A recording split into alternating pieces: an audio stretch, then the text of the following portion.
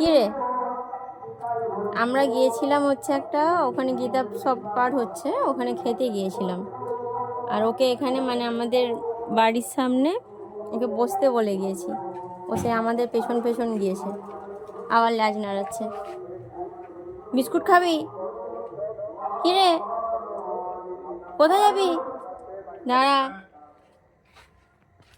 বাপি, তাকে একটা বিস্কুট দাও তো।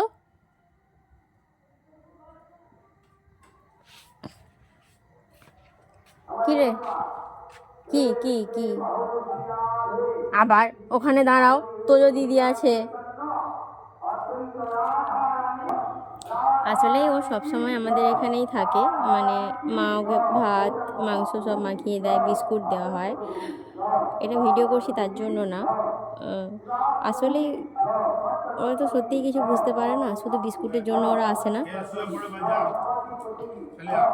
ওরা মানুষকে নিঃস্বার্থভাবে ভালোবাসতে যায় না। আর এখানে আমাদের সবসময় ও পাহারা দেয়। এই যেমন বাপি হচ্ছে যে সকালে যায় ভোরবেলা, ও ঠিক আছে।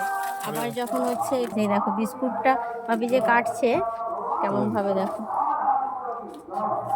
ও সবসময় আমাদের এখানে থাকে, বলো বাপি। হ্যাঁ, ওর এইখানটা দেখো কেমনভাবে আঘাত করেছে কেউ, মানে মানুষকে কিছু বলার নেই। অ্যাকচুয়ালি এরা হয়তো মানুষ হয়ে গেছে আর মানুষ এখন কুকুর হয়ে গেছে, এটা বলতে এখন বাধ্য হচ্ছে আমাদের। চলো কেন কেন